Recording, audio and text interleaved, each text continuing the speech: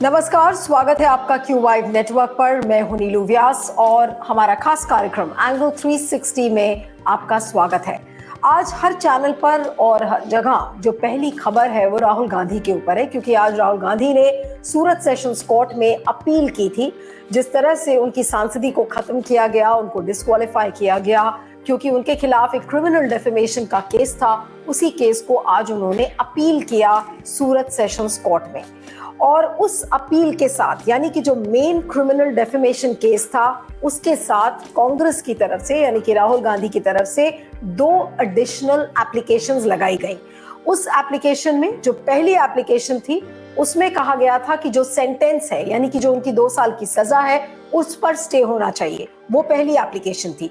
दूसरी एप्लीकेशन थी stay on conviction, यानी कि जो उनको दोषी करार गया और दोषी पाने के बाद फिर उनको डिस्क्वालीफाई किया गया, तो उस चीज पर स्टे मांगा गया था।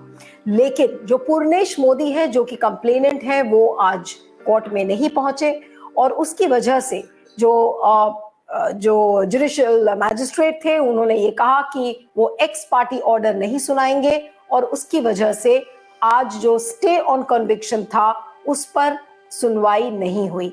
अब जो अगली सुनवाई है, यानी कि जो स्टे ऑन कन्विक्शन पर, वो 13 अप्रैल को है। 10 अप्रैल तक जो नोटिसेस इशू की गई हैं पूर्णेश मोदी को और गुजरात सरकार को, उसमें उनको जवाब देना है। 13 तारीख को ये सुनवाई है। अब इसे राहुल गांधी की के लिए हम राहत माने या इसे बीजेपी के लिए बड़ी राहत माने, क्योंकि ये कहा गया था कि अगर राहुल गांधी ये सोचकर बैठे हैं कि अगर वो जेल चले जाएंगे तो उनके जेल जाने से बीजेपी के लिए दिक्कतें खड़ी हो सकती थी।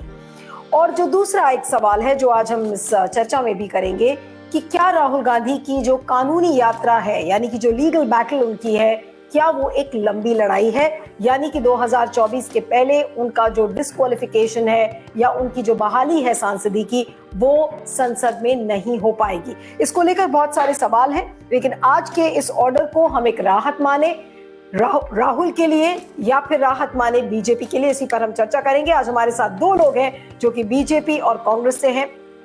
बीजेपी से आज हमारे साथ संदीप द्विवेदी जी जुड़ रहे हैं, जो कि प्रवक्ता है, आज हमारे साथ पहली बार क्यू वाइव नेटवर्क पर आ रहे हैं। संदीप द्विवेदी जी, आपका बहुत बहुत स्वागत है। हमारे साथ कांग्रेस के नेता और समर्थक शिव भाटिया साहब हैं। भाटिया साहब हमारे साथ आते रहते हैं। Thank you so much Bhatia ji for coming on Q vibe network. और ये हमारा कार्यक्रम 3 प्लेटफॉर्म्स, यानी कि Q vibe network, Unnati TV और प्रकाश टीवी, इन तीनों प्लेटफॉर्म्स पर यह प्रोग्राम लाइव जा रहा है।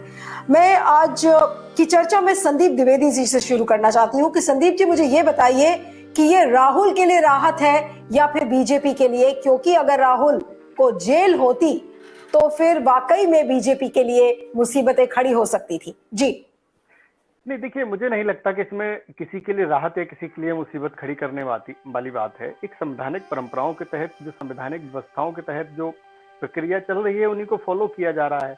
और उसको लेके अगर कोई राजनीतिक दल, चाहे भारतीय जनता पार्टी हो या कांग्रेस हो, वो ये सोचे कि मेरे लिए ये मौका है और दूसरे के लिए ये समस्या है, तो मुझे नहीं लगता कि इस तरह का जो संवैधानिक मैटर है उसमें हमें इस तरह की अपॉर्चुनिटी ढूंढना चाहिए। फिर राहुल गांधी ने एक जो गलती की है उसकी उन्हें सजा दी गई है और संवैधानिक तौर पे उनका अधिकार है कि वो जो आगे की कोर्ट है उसमें जाके उसकी अपील कर सकते हैं। हो सकता है आगे हाई कोर्ट या सुप्रीम कोर्ट जाए तो वहां पे उन्हें राहत भी मिले। तो इसलिए इसको राजनीतिक परिदृश्य से देखना, हालांकि कांग्रेस पूरी तरीके से इसमें इसको राजनीतिक फायदा लेना चाह रही है। और कांग्रेस का आज के समय में दुर्भाग्य भी ये है कि कांग्रेस अपने नेताओं के अलावा बाकी किसी मुद्दे पे बात नहीं करना चाह रही है। ना आज वो जनता के आम बेसिक मुद्दों पे बात करना चाह रही है, ना देश की समस्याओं पे बात करना चाह रही है। कांग्रेस के लिए सब कुछ जो है चाहिए। कांग्रेस तो ये कह रही है, और कांग्रेस के साथ 18-19 पार्टीज हैं जो कि ये कह रही है कि अदानी पर बहस होए, लेकिन अदानी पे बहस कहाँ होने दे रही है सरकार? नहीं, क्या इस देश की समस्या अदानी है? क्या सिर्फ अदानी ही इस देश की समस्या है, या इस देश की समस्या राहुल गांधी को एक कोर्ट ने सजा दे दी वो है? क्या इस देश में और कोई समस्या नहीं है? और अगर नहीं है तो मुझे लगता है कि मोदी युग से अच्छा युग नहीं है, जब विपक्ष समस्याएं नहीं ढूंढ पा रहा है, विपक्ष को मुद्दे नहीं मिल रहे हैं और विपक्ष सिर्फ नूरा कुश्ती करने में लगा है, जानबूझ के अपने मुद्दों में ही उलझा हुआ है। और ये कहीं ना कहीं सत्तारूढ़ पार्टी के लिए एक बेटर अपॉर्चुनिटी है कि आज एक ऐसा विपक्ष मिला है जो खुद की ही मुद्दे उठाकर खुद का ही वोट लेकर सिर्फ ये चाहता है कि हम सरकार में आ जाएं। जनता के मुद्दों पे बात नहीं करोगे तो जनता आपको क्यों वोट करेगी? जनता के हित की बात नहीं करोगे तो आम पब्लिक क्यों आपको वोट करेगी? आप सिर्फ अपने मुद्दों पे ही नूरा कुश्ती करेंगे, आप अपराधियों को बचाने की कोशिश करेंगे और आप एक व्यापारी जो कहीं ना कहीं हो सकता है गलत हो सकता है सही हो, मैं उस पर टिप्पणी नहीं करूंगा, लेकिन उसको लेके आप संवैधानिक परंपराओं को अपनाने की जगह सिर्फ राजनीतिक नूरा कुश्ती, राजनीतिक कीचड़ उछालने का काम करेंगे, तो इससे तो भाई अदानी के वोट देने से या न देने से आपकी पार्टी पे क्या फर्क पड़ जाएगा?